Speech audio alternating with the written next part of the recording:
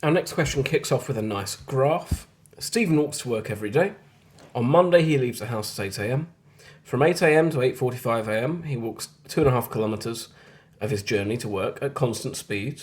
So straight away, I've got a graph here, distance, time. So that constant speed is going to be a constant rate of change of distance, a constant gradient. So I know I'm going to have a straight line. I might even just write that in my notes, straight line, to remind me when I do the question. From 8:45 to 9:30 a.m, he continues to walk to work at an average speed of 5 kilometres an hour. He arrives at work at 9:30 a.m. Draw a distance time graph to show his journey. So we start at 8 a.m. So he's starting 0 kilometres from his house, and he walks 2.5 kilometres until 8:45. So I find 8:45, I'm going to find 2.5 kilometres. Now, as we said, constant speed there, so that means that must be a straight line joining those 2 points. Nice and straightforward so far. 2.5 kilometres in 45 minutes. Then, from 8:45 to 9:45 a.m, he continues to walk to work at an average speed of 5 kilometres an hour. Again, it's going to be a straight line, but I don't know what distance he covers. I know his speed is 5 kilometres an hour, and I know the time it takes is 45 minutes, or 3/4 of an hour. So I know speed is distance over time, therefore the distance covered is going to be my speed multiplied by my time. I'm multiplying both sides by t. So that's going to be 5 kilometres an hour multiplied by 3/4 of an hour. I must make sure my units are all hours or all minutes. And that gives me 15 over 4, which if I need my calculator, I can check. 15 over 4 is 3.75 kilometres. So I know he starts at 2.5 kilometres, and then he's going to travel another 3.75 kilometres. So I add 2.5 to that to give me 6.25 kilometres.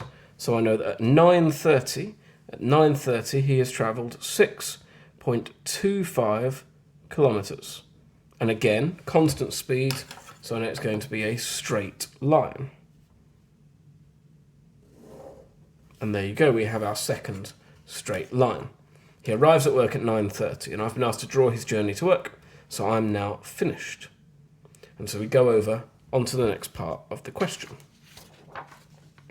At 10:15 a.m, Stephen walks to a coffee shop. The coffee shop is 0.6 kilometres from his workplace. He arrives at the coffee shop at 10:30 a.m. Work out his average walking speed in kilometres per hour. So that's your clue if you didn't know the earlier equation. Speed is distance, kilometres, divided by time. Kilometres divided by hours.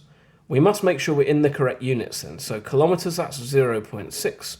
Hours, well, 10:15 to 10:30 is 15 minutes, or 1/4 of an hour. And again, I can take out my calculator, 0.6 divided by 0.25, giving me 2.4 kilometres per hour. Seems a sensible enough walking speed given what we've spoken about before. So I move to look at question 4. Here is a cylinder. I see it's got a length of 8 centimetres. The volume of the cylinder is 392 cubic centimetres. Work out the length of the radius of the cylinder. Give your answer to 1 decimal place. Again, just to make sure I don't screw that up, I'm going to write 1 dp next to my answer line. And then I've been given the volume. So I know the volume of a cylinder is pi r squared h. If you don't remember that, area of the constant cross-section multiplied by its length. So the circle is pi r squared, the length I'm calling h. So in this case, I know my volume is 392. I have pi, I don't know r, that's what I'm trying to find, times h, which is 8 centimetres. So I can divide by 8 and also divide by pi. So I get r squared is 392 divided by 8 pi, and therefore r is going to be the square root of 392 divided by 8 pi. I don't need to worry about my plus or minus here because r is a radius. It must be a positive value. And then I can just take out my calculator and I type in root 392 over 8 pi.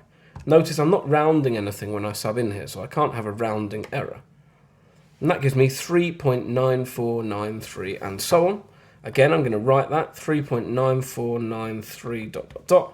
and then I'll round to 1 dp in my answer line, 3.9 centimetres.